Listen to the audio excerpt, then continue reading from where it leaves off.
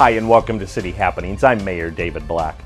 Residents in the Papillion La Vista High School neighborhood might notice a change in Hickory Hill Park. We'll tell you what happened. And the 65th Annual Papillion Days is about a month away. The Community Foundation Director fills us in on what to expect. The Sump Library Youth Services Director gets a pleasant but unexpected recognition. Find out what it is. It's all next in City Happenings for the week of May 28th. Thanks, Mayor Black. A local park comes back under city control and gets a major facelift. If you look at Hickory Hill Park now, somewhat to put it into context, you have to look at what it used to be. That Hickory Hill Park used to be a very pristine park. It was a great park. Kids were always out playing. And then we got under that federal order, which basically prevented us from doing anything in that park. And we basically had to destroy the park to meet the federal requirements. And it moved from being a park of pride for the city to the highest complained about thing that we would get calls about. And we worked several years with the federal government to try to get it out from under federal control and back to local control. And that just occurred this last year. And as soon as that happened, one of the commitments we made was into the neighborhood is that we'll become the park again. We will get it restored. And so the door has been opened. We now can start maintaining that. We can mow the weeds and we can get grass interspersed. Because of the condition it was in, it's going to take a couple of seasons to totally get it restored. But that was a long effort, very cooperative effort, and we're glad to have that park back. It's really a win-win with as long as it took to get Hickory Hills Park back, to put turf grass back in there, to get it back to the state that it once was in. It's not necessarily going to be the exact park it was because there's a lot of new landscaping and berming that took place when the federal government came in and had us do some things. But yet through hard work, through constant communication with the Corps of Engineers, and also looking at a place to where we can mitigate that site that would benefit the city on another proposal, it really has become a win-win situation.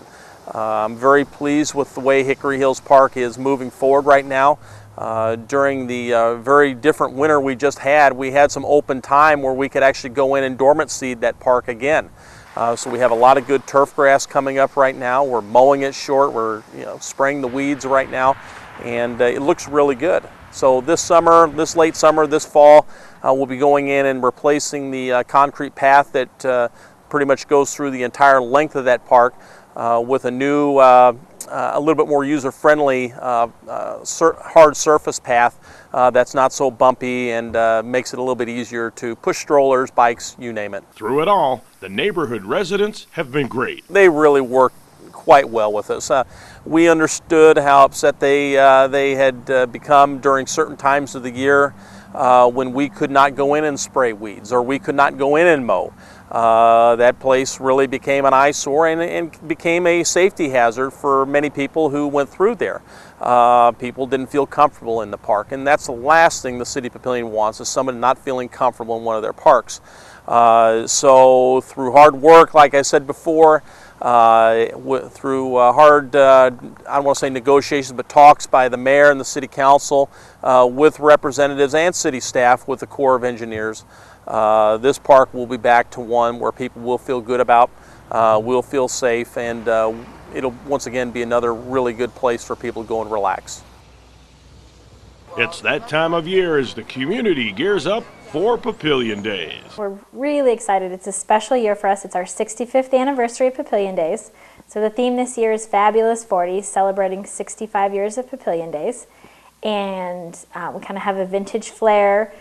We have some really exciting things. Starting with the parade, we've got a brand new $1,000 grand prize for the best float overall, which is something we've never done before. We really want to encourage people to bring a knockout float down to the parade so people have something fun and exciting to look at. So we're doing that, and then we've added some really cool things to Friday night especially. We're doing a booze, blues, and barbecue. On Friday night, we're going to have barbecue down there and the band Blues Agent. We're super excited about that. We've also got a new band coming for Friday night's Beer Garden. We've got Hi-Fi Hangover, and we're really excited about them. And we've really kept our family focused. Of course, we've got the carnival, we've got the kiddie parade. We're going to have some activities over at the fire station in the morning for the kids to do. And of course, we'll have the mayor's luncheon. And Thursday night, we're going to be doing senior night, as well as that's when we do Papillion Idol and the teen dance. And Wednesday night, we're doing something brand new. We're doing a kickoff event out at Sumter Amphitheater. And we're partnering with them, and we're going to have Billy Troy play. So it should be a really great event to bring the whole family out and celebrate the 65th anniversary. It's such a special event. We have people that look forward to it year after year. I mean, I start getting calls about it in the winter.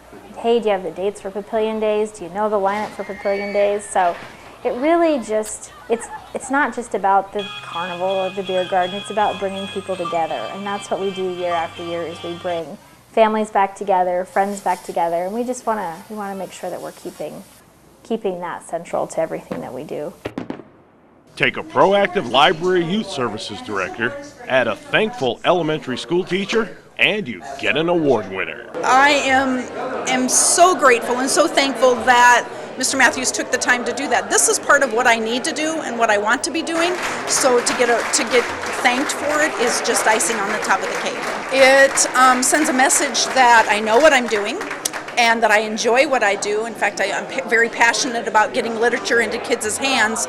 So this is just one way that, this is just amazing to me. Just truly amazing that they would take the time to do that. And I truly appreciate it. Wasn't expecting it at all. At all. Cathy was recognized for organizing a Reading to Succeed program with Anderson Grove Elementary. Memorial Day is a time to reflect on those who've gone before us. Papillion enjoys a large military community, both with active duty, military retirees, and veterans. Papillion has lost two of its sons in combat, Army First Lieutenant Mark Naziska and Army Specialist Joe Simper. I want to personally thank all Papillion and area military veterans for their service, and ask that you remember the families of the fallen military members. There are lots of ways to stay up to date with what's happening in Papillion. You can find us on Facebook, follow the City of Papillion on Twitter, watch the YouTube channel, and of course, information about all of our departments and programs is available on our website, www.papillion.org. The Papillion Community Foundation is still looking for help for this year's Papillion Days.